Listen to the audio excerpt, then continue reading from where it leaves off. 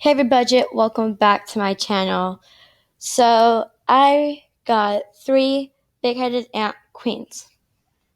Now for y'all lucky ones who managed to get queens during their nuptial flight, workers are on the way in a few weeks. So I thought it'd be helpful to make a care video on how to care for your big-headed ant queen colony. I tried to find a video on this on YouTube and online, and I could not find one, so I'm here to make one. What are big-headed ants? Fatal is a genus of ants that is more commonly known as big-headed ants. The genus is widespread and ecologically dominant. It includes more than 1,000 species.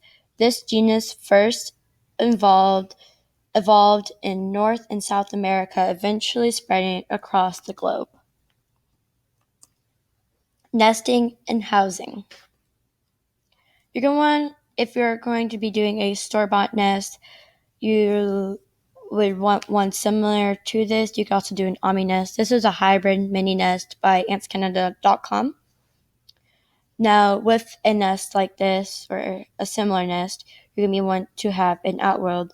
You're going to connect this said outworld with tubing. The one on the left is a outworld by ANTScanada.com. And you can see the little outlets where you would put tubing. Now to the right, you have a Tupperware. A lot of people don't know that you can just take Tupperware and make that your ant's outworld. I wouldn't use a circular one like this, but a rectangle or square one would do just fine. You would cut a hole using a drill, scissors, or knife. Just take care not to cut yourself. Insert tubing and secure the tubing so that you don't have any escaping ants. Well, when you open this outworld, how do you keep ants inside? Well, put a band of Fluon or 1-to-1 ratio of baby powder and rubbing alcohol around the edges and even the top.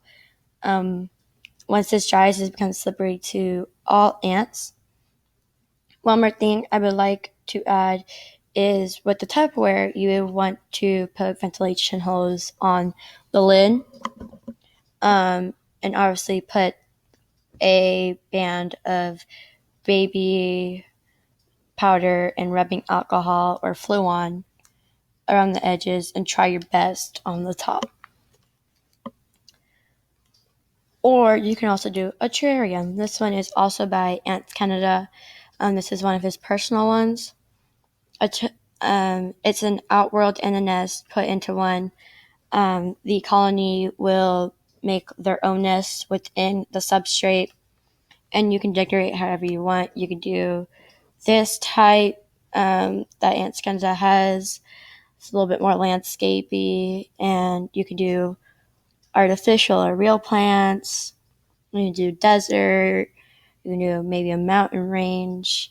Just make it where it's ideal for big-headed ants. So you will want maybe more of a foresty type with substrate that will hold a good amount of moisture, because these ants are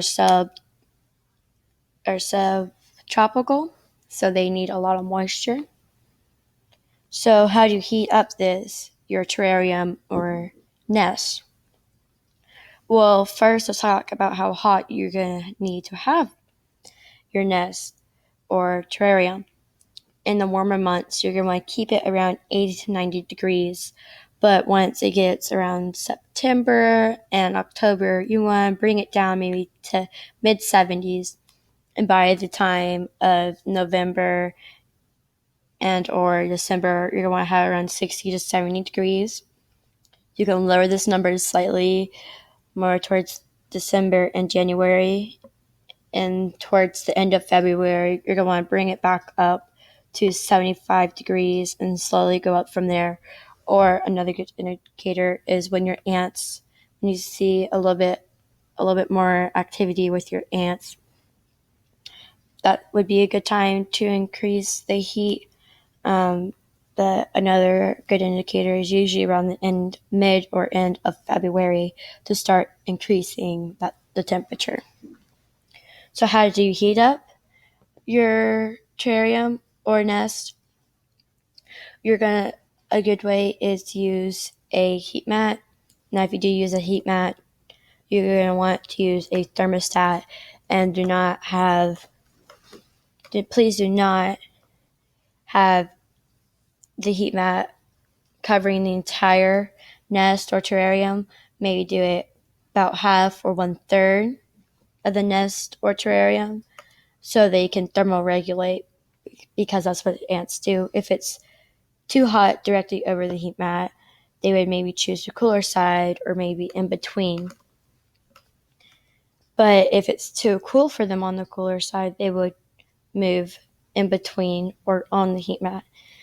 You would want a thermostat to make sure you do not fry or freeze your ants. That would not be good. So please have a thermostat and a thermometer inside to make sure it is the correct temperature.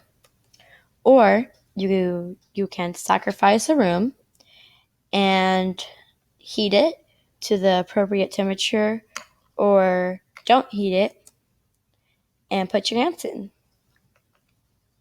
This particular method is the one that Ants Canada uses. He calls it his Antverse or his ant room. And I think that's quite interesting. So how do you feed them? Or what do you feed them? Well, they need water, fruit, and protein. Water can be provided with a small water source. Like you can put a little, insert like a little pond in there, like how Ants Canada has his Fire Nation. Or you can simply add a test tube full with water and then seal it off with some cotton, and the ants can get moisture from the cotton. Now for protein, you want to feed freshly killed insects. Freeze-dried insects don't have any yummy insides for the ants. It's pretty much just the exoskeleton, and that's what the ants do not eat. You can feed crickets, locusts, mealworms, waxworms, superworms, Mario worms. It's nice if you have at least 2 or 3 different types of insects, because most ants do not like having the same thing 2 times in a row. They will usually refuse. Now for sugar, you would want to provide fresh fruit and honey. With the honey, you want to be careful and only add little drops, because these ants are so small that they can drown themselves in the honey. With the fruit, I would stay away from acidic fruit and stay a little bit more with banana, apple, papaya, and mango, etc., etc., etc. So guys, thank you all so much for watching my first ant video. Leave a like and a comment down below if you would want more videos like this. I hope to see y'all next time. Bye-bye!